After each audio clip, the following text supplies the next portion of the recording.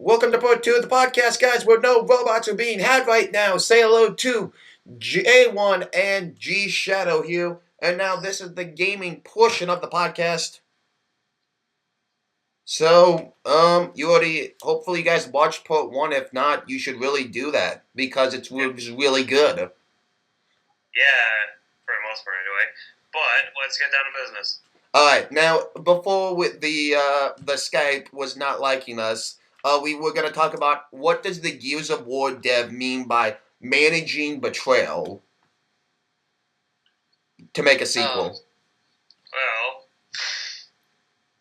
for me being a fan of the series, I honestly don't know what they really mean by that.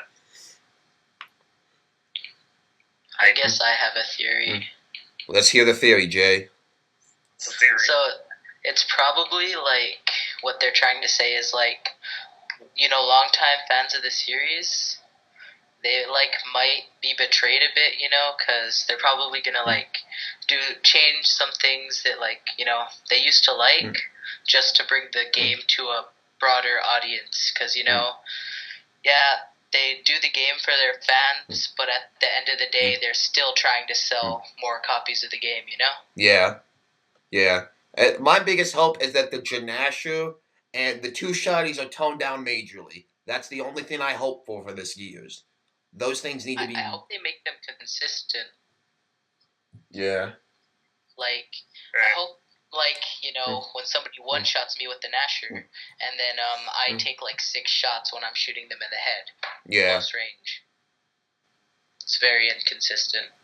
Yeah. Alright. I guess that's what I like Jay's thing. I think that's going to be the podcast initiative there. That was really well said, Jay. Thanks. Alright, so now let's talk about... Okay, we got delays up the ass this week. Okay, so... Let's go with the first delay, The Evil Within. Now, people that do not know The Evil Within, the original creator of Resident Evil is basically making this new survival horror game. I already have pre-ordered it because it looks pretty well done. And this looks actual scary. Not like Resident Evil 5. I only hope that the dude who originally made Resident Evil that's working on this game learns that the controls and the voice acting should be better than what they were before. But then again, that was 10 years ago. Maybe he improved within those 10 years. Yeah, Schools. He's gonna... This is next gen. You're talking about, the first gen versus the next gen. Yeah, still. It's not like this is his first time doing a game and he doesn't know about quality.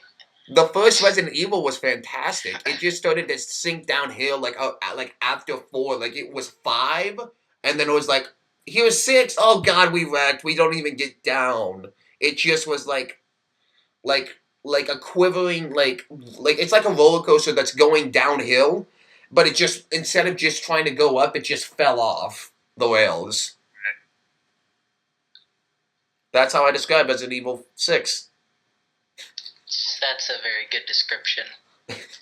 Alright, and the next delay was the Order 1886, and this is ginormous for Sony, because not only is Uncharted, not gonna probably happen till at least 2016, the Order, this was the big selling point for the PlayStation 4. That and Drive Club. So, it's gonna suck to be them.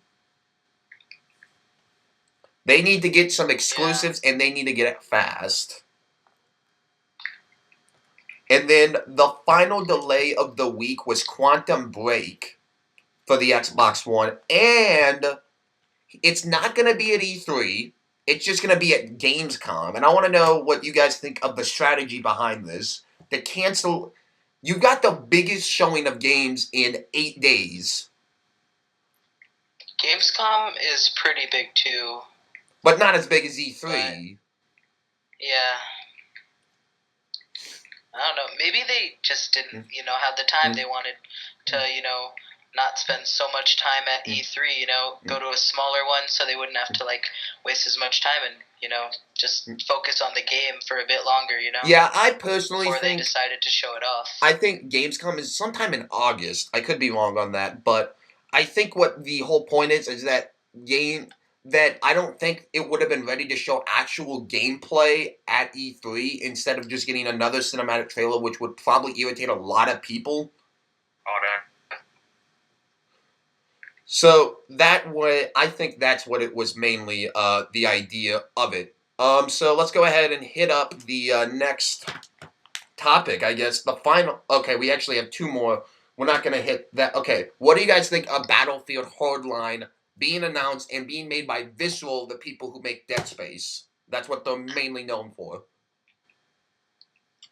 Well, I'm kind of surprised that instead of EA going ahead and actually giving DICE time for their next title, they're just going to go ahead and say, screw it, we're going to have someone else give it a go and give it to the people, Dead Space, which probably haven't really worked on a first-person shooter before, as I think they've only done Dead Space. They probably done some other games that I'm not aware of. I think they did a few Star Wars games. Yeah, but Dead Space is their key. And also, I'm just worried about the multiplayer. Yeah. Now I this hope is they can pull it off, in the right, way. yeah in a year. Make it feel like Battlefield. Yeah. And I'll say this: if there's nothing new, this Battlefield would just become another Call of Duty. But for me, from Battlefield 3 to 4, there was a massive difference. If it was not a buggy piece of crap, that game would have been fantastic. Yeah, there was a massive difference, and also there was a massive difference in quality. Yeah. If DICE, here's my theory on it. EA got the Star Wars license, and they said Battlefront 3 is gonna happen. Give it to DICE. Tell them they've got till October, and that's when the game's being shipped. And then you're working on Star Wars Battlefront. No buts about it. Right. And Battlefront.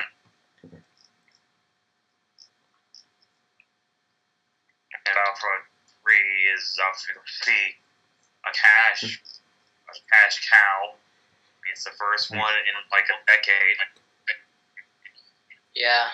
It is going to definitely. Most people want that. Yeah, and EA just sees dollar signs when they see Battlefront. But I have faith in Visceral. I do like Visceral. I don't know how long the game's been in development. So, probably, if it's been in development since Dead Space 3, which came out about 2 years ago, there might be some room of improvement. Maybe it will just be Battlefield 4 multi, but actually given time, maybe. I don't know. And so, the final bit of news for this week is everyone's favorite topic in the world, Half-Life 3 and Left 4 Dead 3 being rumored yet again. So, what do you guys think? Do you think Half-Life 3 is ever even gonna come out? I don't think so. I think they're still going to go for the 2 games and we move on to something else kind of deal. But it would be nice to see Half-Life 3 at least some point. Mm-hmm. What do you think, Jay? If they feel like it. Yeah, I mean, they've got Dota 2. I don't know. I don't know what Valve has to prove. They've made any game they touch turns to gold. Any game. Valve makes a lot of money, Yeah. So they definitely don't need to make it for money. They just need to make it if they feel like it'll be fun to make, Yeah. And then, of course, Left 4 Dead 3. Now, this goes back to earlier last year in 2012, saying that there were screenshots and now being rumored. And, Jay, you had something to say about this with a PlayStation person. Oh, well, just some guy on PlayStation was getting mad that it wasn't on PlayStation. Yeah, that's all. Oh. He was just talking crap. Say, being one-sided about, exclusives. Well, yeah. I am really interested to see if this actually does turn up, especially on Left 4 Dead 3, because I do think Left 4 Dead 3 is going to be the first 3 to come out. I honestly do. People want that Portal 3. I'm probably, that's the 3 I want, is Portal 3 more than anything, because I'm a huge fan of Portal. I like to think with portals.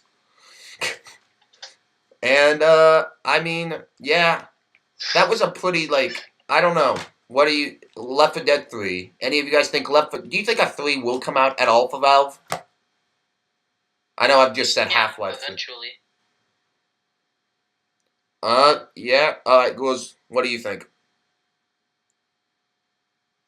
Well,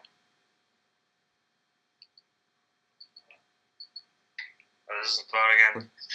Sure. Oh my god. Alright. Will a 3 ever come out from Valve? I don't think that's gonna happen because again, I can't count off 3. That's what everybody says, and that's probably what everyone's going to say until they finally make Half-Life 3, which is, I assume, first third game they're going to do. It won't be for a long ass time.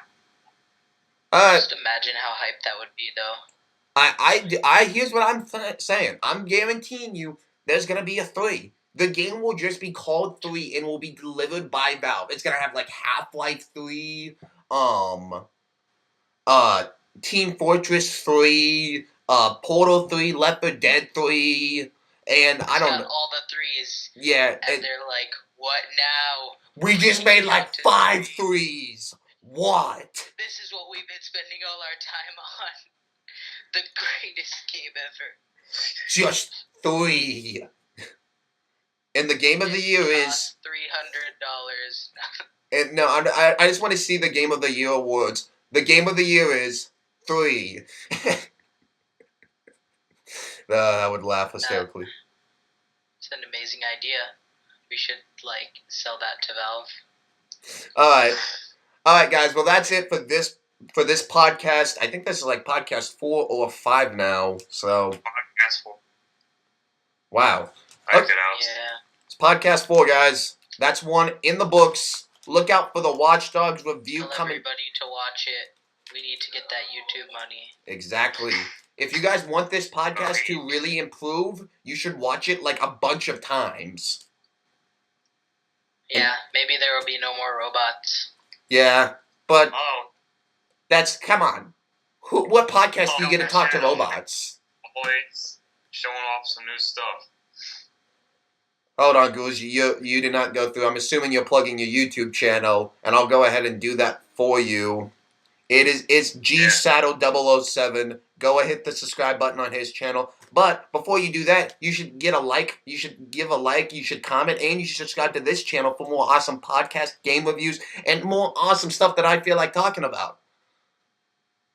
And also, I should start a channel. So you can plug your YouTube Just channel. so I can